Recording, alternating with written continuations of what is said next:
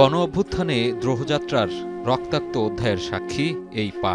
২৪শে জুলাইয়ের বয়ানে মিশে আছে এমন অসংখ্য দগদগে স্মৃতি। স্বৈরাচারের বিরুদ্ধে তারুণ্যের প্রতিজ্ঞা আর প্রলয়ের গল্পে ছিল হাজারো নাম।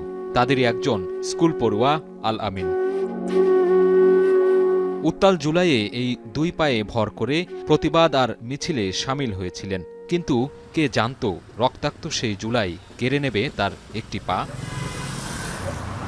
আন্দোলনের ৬ মাস পেরিয়েও অনিশ্চিত শঙ্কায় কাটছে আল আমিনের প্রতিটি মুহূর্ত।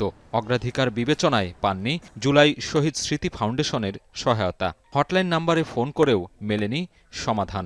আমি জুলাই ফাউন্ডেশনে আপনার 11 মাস 3 তারিখে ফর্ম জমা দিছি, মানে এখনো কোনো টাকা মানে কোনো আপডেট পাইনি। আপনি কাকে কল দিয়েছেন? 16,000-এ ফোন দিলে তো ওরা ধরে না। না ঠিক আছে, বাট আপনি কল দিয়েছেন, আপনার সাপোজ হচ্ছে পায়ের ব্যথা, এখন আপনি মাথার ব্যথা লোকে কল দিলে হবে বলেন? সারা জীবন ছেলে যতদিন বাইসে আছে, আমরা যতদিন বাইসে আছি, এতদিন তো আমার ছেলেরা আমাদের চলাইতে হবে। আমরা কি করব এখন? আমাদের তো কোনো কুল নাই। রামপুরায় পুলিশের গুলিতে আহত হন গাড়িচালক সুমন হাওলাদার। ৫ মাসেরও বেশি সময় পেরিয়ে গেলেও ফিরতে পারেননি নিজ পেশায়। স্বাস্থ্য অধিদপ্তরের ওয়েবসাইটে সব ধরনের কাগজপত্র ভেরিফাইড হলেও এখনও পাননি সহায়তা। চিকিৎসা খরচ মেটাতে গিয়ে সংসার চালাতে হিমশিম অবস্থা তার। আন্দোলন করছি, দেশ স্বাধীন করছি আমরা। বর্তমান যুগে স্বৈরাচার খেদাইছি আমরা। আমাদের কোনো কেউ ডাক দেন, আমরা নিজের আবেগ থেকে যাইয়া রাস্তায় হাত হইছি। সরকার বসাইছি তো আমরা, তারা ভালো কাজ করবে, আমাদের দিক খেয়াল রাখবে। আমাদের দিক খেয়াল রাখলো কই? হেরা তো হেগোতা নিয়েই ব্যস্ত। আল আমিন ও সুমনের মতো হাজারো মানুষের ত্যাগের বিনিময়ে ভেঙেছে কর্তৃত্ববাদের শৃঙ্খল। এক দফার মন্ত্রে তারুণ্যের স্ফুলিঙ্গ ছড়িয়ে পড়েছিল সারা বাংলায়। জুলাইয়ের দ্রোহের আগুনে কেউ হারিয়েছেন হাত, কেউ পা, কারো চোখের আলো নিভে গেছে চিরদিনের জন্য। কিন্তু নতুন বাংলাদেশের স্বপ্নে বিভোর এই আহতরা কতটা গুরুত্ব পেলেন রাষ্ট্রের কাছে? কাগজপত্র জমা দিয়েছি আজকে 2-2.5 মাস হইতে আছে। ওই যে অখনো এরা কোনো খবর আত্মা কোনো কিছু বা কি আছে, কি পাইছি না কি, এরা কোনো কিছু কোনো খবর লয় না। যে অনেকে ফর্ম আগে জমা দিছে, তারা এখনো পায় নাই। তারা আবার কিছু কিছু লোক আছে যে এখন মানে কিছুদিন হলো জমা দিছে, তারা পেয়ে গেছে। তো এটাই ভাই জুলাই ফাউন্ডেশন, তো আমরা এই মুহূর্তে আশা করি নাই।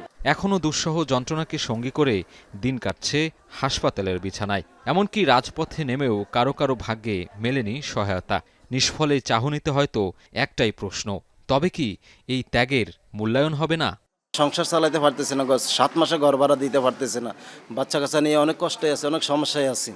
ওরা আমাদেরকে আশ্বাস দিতেছে পাবেন কি কবে পাবে সেই কোনো আমাদের নিশ্চয়তা নেই। সর্বমোট বলছে 3 লাখ টাকা করে দিবে, 1 লাখ টাকা করে ইদারিং দিবে, আর পরিবর্তে আবার সবাইকে দিলে ওই সঙ্গে বলছে আমাকে দিবে, কিন্তু আমি এখন পর্যন্ত হাতে পাইনি। জনবল লাগলে বাড়ান, অফিস লাগলে বাড়ান, অ্যাটলিস্ট আপনারা আপনাদের যে TNT নাম্বার, যে হেল্পলাইন নাম্বার, ওই সার্ভিসটা আমাদেরকে দেন। ফাউন্ডেশনের কর্তারা বলছেন, কয়েক ধাপে যাচাই বাছাইয়ের দীর্ঘসূত্রতা ও দক্ষ জনবলের অভাবেই সময়মতো দেয়া যাচ্ছে না প্রয়োজনীয় সেবা। আধুনিক প্রযুক্তির সাহায্য নিয়ে দ্রুত সময়ের মধ্যে শহীদ পরিবারের মাঝে অর্থ সহায়তা দেওয়ার প্রতিশ্রুতি তাদের। এরকম হয়তো মানে প্রতিদিন 4-5 জন হতে পারে যে হয়তো আমাদেরকে রিচ করতে পারে নাই। তার মানে এই না যে আমরা ফোন রিসিভ করি না। আমাদের প্রতিদিন 250 থেকে 300 কল আমরা রিসিভ করি। ক্যাটাগরি অনুযায়ী যারা বেশি আহত আমরা তাদেরকে আগে প্রাধান্য দিই। আমাদের এখানে একটা কুইক রেসপন্স টিম আছে। আপনার যে পরিমাণ কাজ আমরা করছি সেই তুলনায় লোকবল কম, কিন্তু আমরা চেষ্টা করতেছি। আমাদের এখন মোটামুটি আমাদের ফাউন্ডেশন নিজস্ব লোক আছে 34 জন এবং বিভিন্ন আমরা ভলান্টিয়ারের সাহায্য নিচ্ছি। সবশেষ সরকারি গেজেট অনুযায়ী জুলাই গণ অভ্যুত্থানে শহীদের সংখ্যা 834 জন। তবে আহতের পূর্ণাঙ্গ তালিকা এখনও প্রকাশ করতে পারেনি সরকার। ফাউন্ডেশনের তথ্যমতে আহতের সংখ্যা 12,500-এরও বেশি। স্বাস্থ্য মন্ত্রণালয়ের দাবি, সাধ্যমতো গুরুত্ব বিবেচনা করে আহতদের চিকিৎসা দেয়া হচ্ছে। হয়তো আরও ভালো করার সুযোগ ছিল, সেটুকু হয়তো করা যায় নাই। প্রথমে 1 নম্বর হচ্ছে যে আমাদের এই ধরনের ঘটনার জন্য আমরা প্রস্তুত থাকে না। পৃথিবীতে আসলে এই ধরনের ঘটনা তো খুব বেশি ঘটেই নাই। সো এটার যে অন্য অভিজ্ঞতাও আমাদের ছিল না, এমনকি পৃথিবীর অন্য অংশ এই ধরনের কোনো ঘটনা ঘটে নাই। এর ফলে আমাদের কিছু হয়তো প্রথম দিকে আমাদের বুঝতে অসুবিধা হয়েছে, সেগুলো থাকতে পারে। কিন্তু আমাদের যে স্বাস্থ্য পরিকল্পনা মন্ত্রণালয়ের পক্ষ থেকে বা দেশের টোটাল স্বাস্থ্য ব্যবস্থা বা চিকিৎসকদের মধ্য থেকে আসলে এই ব্যাপারটা সর্বোচ্চ সাধ্যমতো চেষ্টা করা হয়েছে। পুলিশি নির্যাতনের ক্ষত আর বেদনাতুর জীবনের অবসান চান জুলাই অভ্যুত্থানের আহতরা। ব্যয়বহুল চিকিৎসার ব্যয় মিটিয়ে জীবনযুদ্ধে ঘুরে দাঁড়ানোর যে অপেক্ষা, তা কি আদৌ ফুরাবে অমিত সম্ভাবনাময় এই তরুণদের? সাজিদ আরাফাত, এখন, ঢাকা।